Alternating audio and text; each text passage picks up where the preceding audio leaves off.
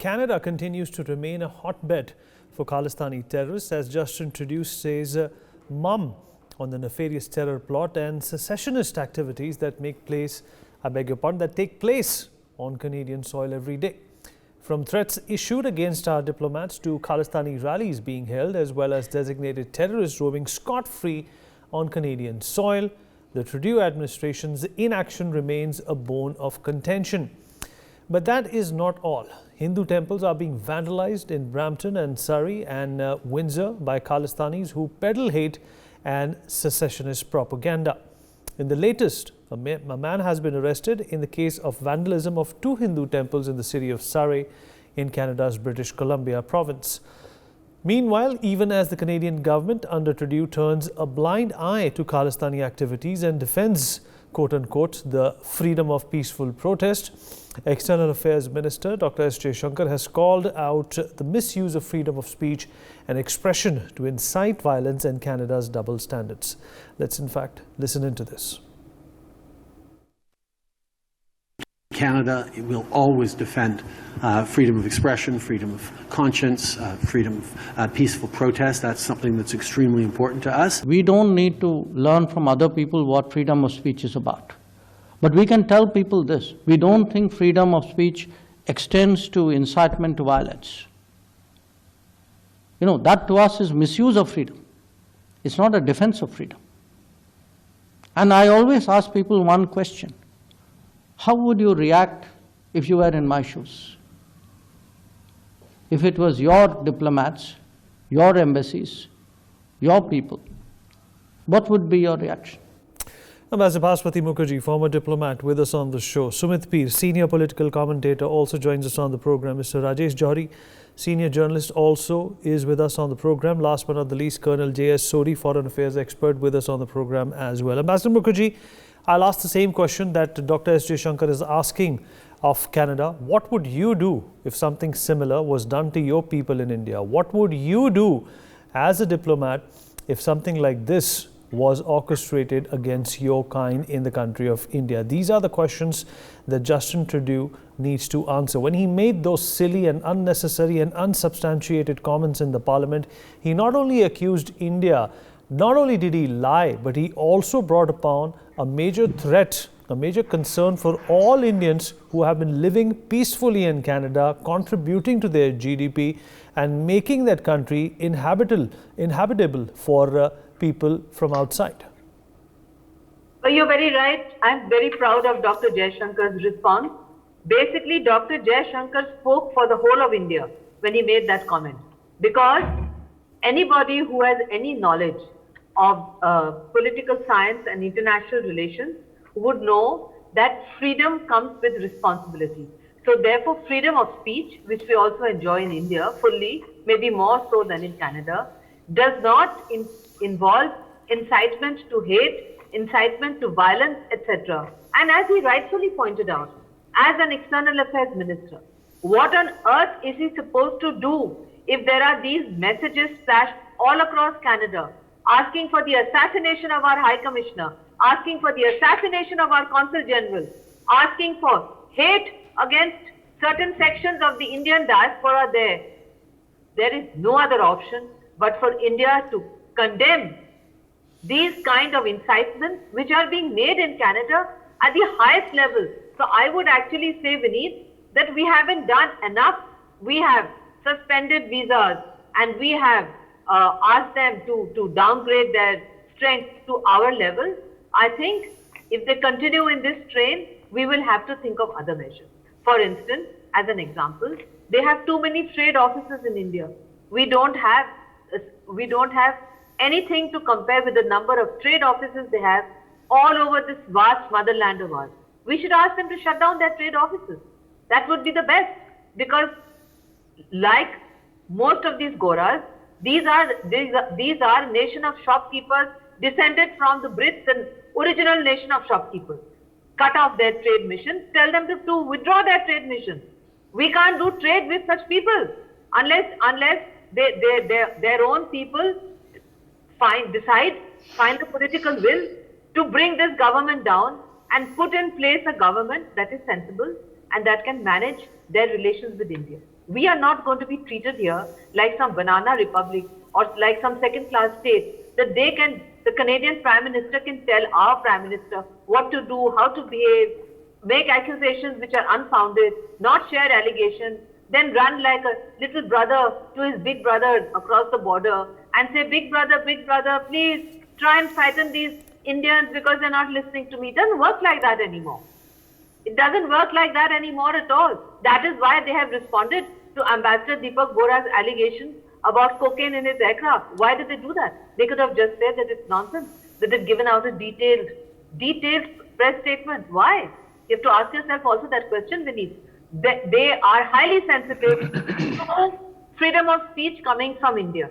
But Ambassador Bohra exercises freedom of speech. We should all exercise our freedom of speech. Then when it pinches, they will know that freedom of speech comes with responsibility. Vineet. You're absolutely right. Sumit Peer, the situation has come down to this.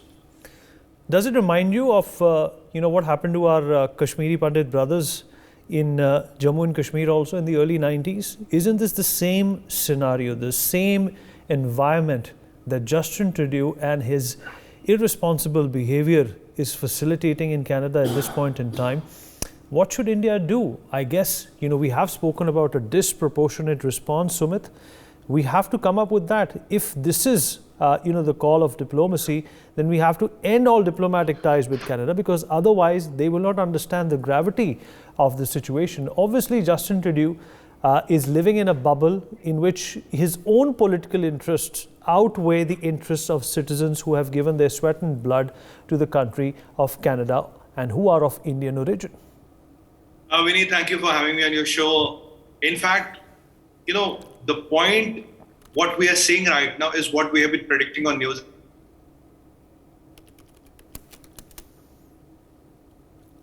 Sumit, you're frozen right now. Sumit, there's a problem with your connection.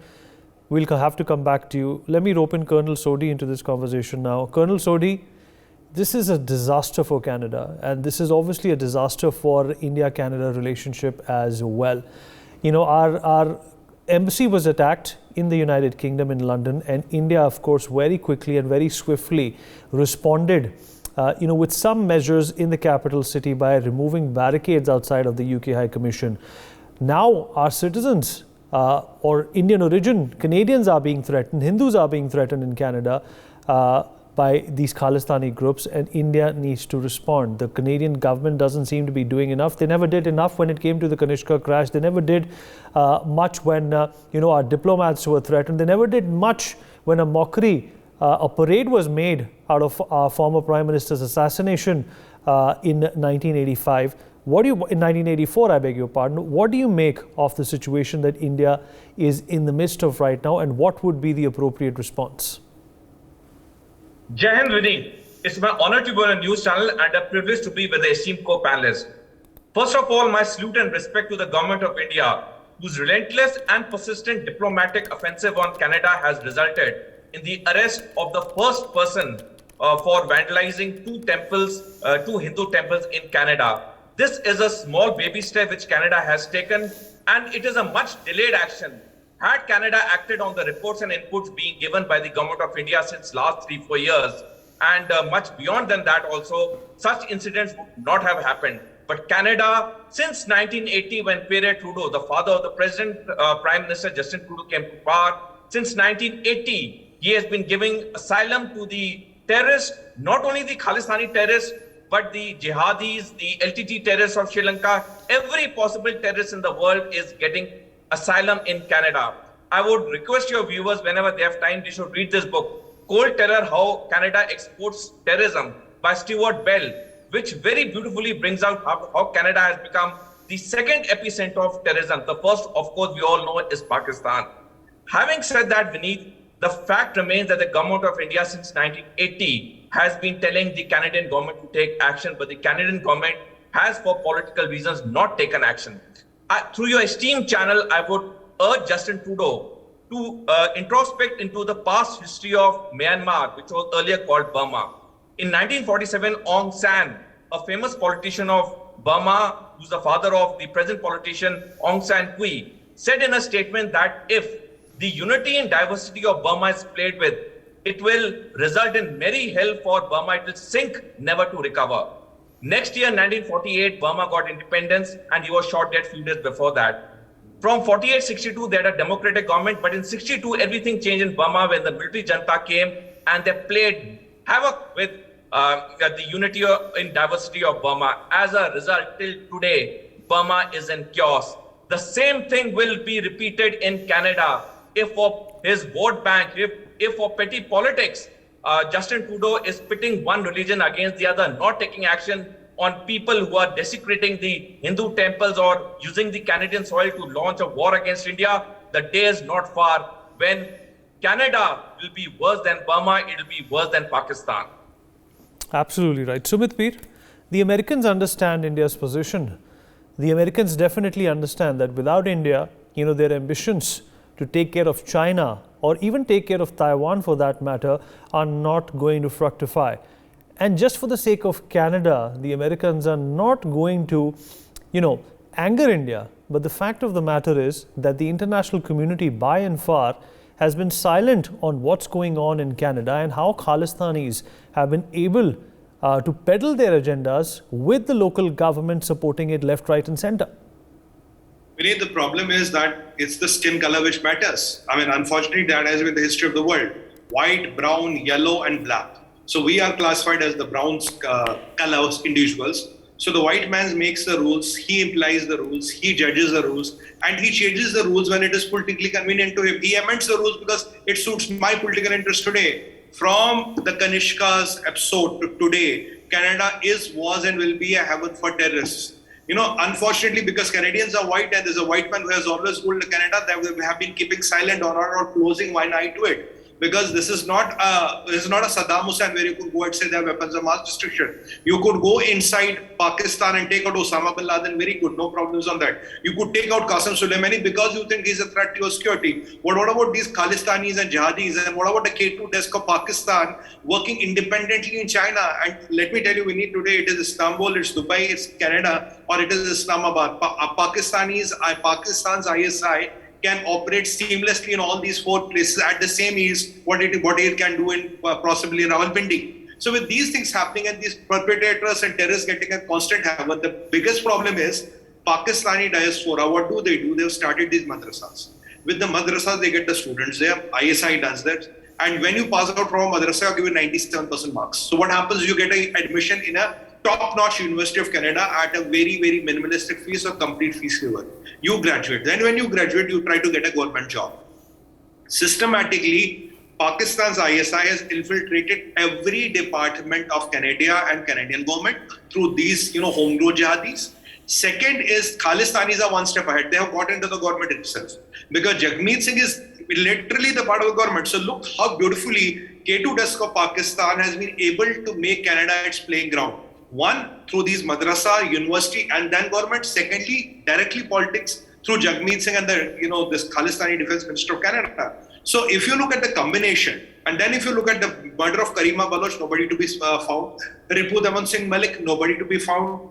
All those high-profile murders that happened, nobody was found. Now nobody was found guilty. And for a terrorist like Niger, you are going and taking a panga with the world's largest democracy and the world's tallest leader, that's Prime Minister Modi. You can see how much of Canada is controlled by jihadis and radicals. And how beautifully K2 desk of Pakistan has been able to do its job. Canada is the Pakistan of the West today. You can't make it anything, but because they are white, because they are the next door neighbors of America, technically they are the 51st state of America, so sokhun maaf hai.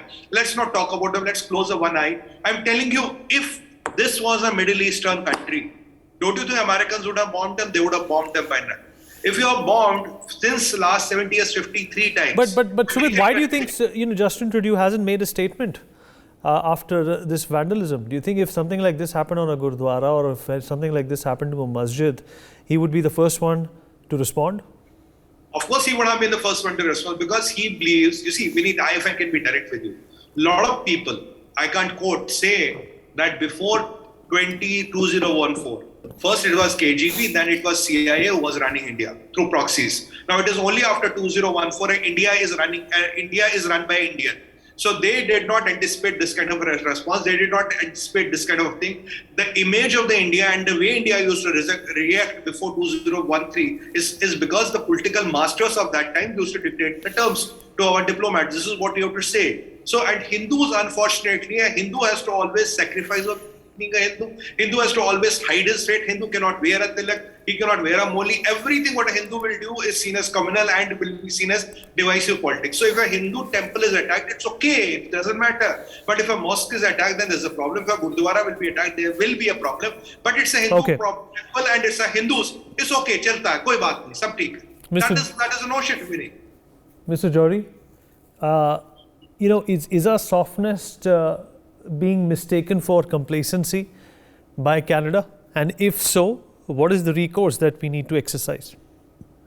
I would like to, as three of you have spoken about the finished bombing, so I would like to just highlight a point that 38 years have passed and the Canadian government has not been able to complete the investigation. This is one thing. Prosecution is far away from it. So I think sir, the Canadian government has not been able to complete their investigation. The Indian government completed its investigation and gave them a report in 1986. No, but I'm talking about Canadian government. So they are not able to complete. And when CBI, IB, they tried to interfere, then their laws came between them. So this is one aspect. Second is we will have to look into when farmers' protests were going on in Delhi.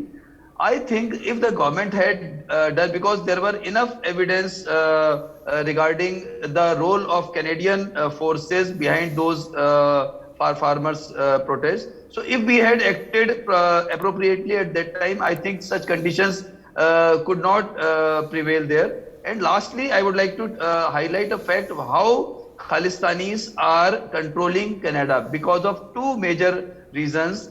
One is logistics and other is music. Actually, we know that whole of the logistic part is handled by Khalistan supporters in Canada. So they can easily transport one person, any outsider, any illegal immigrant to any place in Canada. This is one aspect, and any amount of ammunition, arms. This is one aspect. And second is music. Through music, they want to highlight, they want to showcase and they want to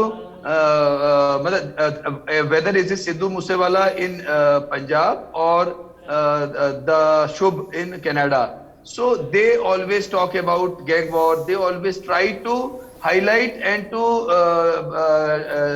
put the gang war and arms and ammunition, terrorism in a good state, in a good position, good aspect. So through music and logistics, right? You're absolutely right, Ambassador Mukherjee. Yes. In fact, Mr. Johri is right. There is an element of control which the Khalistanis exercise in Canada, but there were voices coming out during the farmers' protest out of Canada. The government also, in fact, spoke about it. Justin Trudeau then also spoke about it. We did not respond to the trucker strike that took place in Canada. That was our philosophy. That was our policy. What do you think, ma'am, is the best recourse here without deviating from the character that India has maintained in these situations so far? And you've been a part of India's diplomacy for very long. Well, Vineet, it has been our stated policy that we do not allow external forces or external governments to interfere in our internal affairs, and we do not interfere in the internal affairs of other states unless those activities impinge on the sovereignty, unity and territorial integrity of India. And so under those circumstances, we did not comment on the trucker strike because it was an internal matter of India, including the draconian measures adopted by the same Justin Trudeau to break the trucker strike, which was in stark contrast to the comments that he made directly interfering in our internal affairs with regard to the farmers' agitation here at just before that. But the issue here is not of the trucker strike or of our position on internal affairs. Here we are talking about a G7 member state, part of the Five Eyes allegiance, a white country, whose prime minister and whose government is supporting separatist, fundamentalist, extremist activities against the Republic of India and against large sections of the Indian diaspora living in that country, who have been asked by the leaders of that separatist, small, minuscule fringe to leave Canada and go back to India. So under those circumstances, just taking down a few posters is not going to reassure the vast majority of the Canadian diaspora.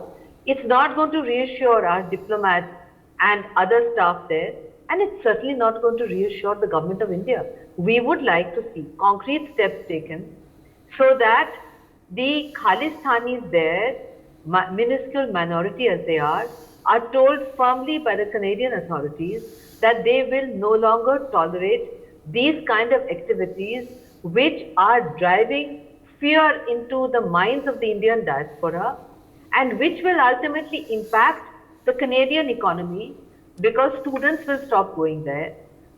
FDI flows and other economic and trade activities will stop, and we will take measures that will further shut down the people-to-people contact, which will be to the detriment of the Indian diaspora in Canada and their families here, and the students who are studying there and who are so scared that they are actually, many of them actively looking to relocate either to the United States or to Australia in case they can in the middle of their course. Those who are planning to go have already changed their plans and they're going to other destinations.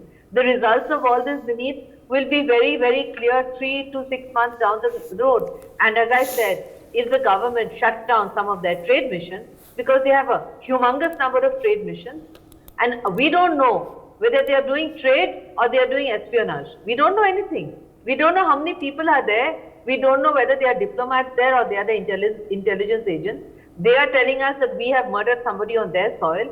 We don't know what they are doing in our soil. We should fix that also. We are fixing it. We have already fixed it by telling them to downsize. We should fix it further by telling them to reduce their trade missions to just 1 or 2 posts, and that's it. We should begin with that, and we should make it very clear that if they don't act fast, they are actually in a situation where it's their economy that is going to suffer badly, very, very badly. That's the message that they will get, and they are getting it. And I'm very proud that External Affairs Minister said what he said. Vineet. Right. Sumit, before we sign off, we have to also keep in mind that there are thousands and thousands and lakhs of students in Canada who have spent their money, have taken loans, their parents have worked hard to send them to Canada, and they will be affected. They will be bothered if diplomatic missions in both the countries manage or try to change their stance in any way and status quo is affected. This is indeed a very sensitive situation that we find ourselves in. But the fact of the matter is, Sumit, that why are we the only ones who have to understand the sensitivity of such a situation? Why can't the Canadians? The problem is that, this white man supremacy, where he believes I'm white and I'm born to rule, I'm supreme because my color is white. That's the problem. Though, if when Bill Clinton was running against senior Bush in the early 90s, his slogan for his election was, "It's the economy, stupid." And that's exactly what we should be telling the Canadians as well. That goes without saying, Vineet. If you look at the trade between India and Canada, we were 6 billion of trade surplus with them. But the problem is that whatever, Canada is doing, the biggest revenue comes to them from Indian students. Around 60,000 students a year is a lot of money. Then the most important thing what Canada gets from India, forget the trade, is competent, trained, young manpower who is willing to take those immigrations and go to Canada. If you have to really, really hurt Canada in the long run, if you have to really send them a message, $5, $10 billion, people can still live with it. Stop sending students to Canada, reduce the trade missions, what Basmati ma'am said rightly, and you have to really make difficult for them, for Indians to go and immigrate to Canada. Because if you stop this, that will kill their future for next 100 years. That is the most potent thing what you can do. And moreover that, there should be tariff on their goods. visa processes, whenever they should become stringent. And then you can have this airlines not coming to each other and all that. So all these things will impose more and more costs on Canada. And then in the diplomatic circles, you have to tell people, look, if you want to be cozy with Canada, you will not get as cozy with India because we have a problem with them. Today, world has chosen between India and Pakistan. There will be a time, we need 2-3 years down the line, people will choose between Canada and India. That is where I wanted to reach. And last point I want to make, Vineet, just 30 seconds. Vineet, this module of ISI was tried in Kashmir. They succeeded. Then they tried in Leicester, they succeeded. I have been warning on NewsX, and you and me have been discussing, they will exactly try the same thing in Canada. Because if you once let the diaspora leave, when you leave beneath a foreign country, you don't pack your house in a suitcase. You don't pack your goodwill in a suitcase. You don't pack your repute in a suitcase. You don't pack your shop and factory in a suitcase. How much can you pack? You can pack your clothes and you might not be able to transfer your money. What about your 20, 30 years of work which you have put there? Who will get that work? The game is that whatever Hindus have created, whatever the diaspora has created, when they flee, that will come on a platter to jihadis and Khalistani combo. That is where the problem is. We need this elephant in the room needs to be addressed. Because this happened in Kashmir, this happened in Leicester. I'm fearing the way it is going, it might happen in Canada as well. And I think that is the bigger thing what they are aiming at. They want to get this Male Ganimat, what they call in, as per the Islamic terms, this Male Ganimat, that the people will leave. Whatever their life, properties, whatever their earnings, goodwill is, they will keep them and they will be happy with it. Now, do still people want to go to Canada? Is this the Canadian dream? I want to appeal to our PR seekers. Look at next 10 years where the Canada is going to be, and look at in next 10 years where the India is going to be. Then all right, take your call. Yeah, great points there, Sumit. We've run out of time. Nevertheless, thanking all our guests for being a part of this conversation. For more such videos, subscribe to the NewsX YouTube channel, hit the bell icon.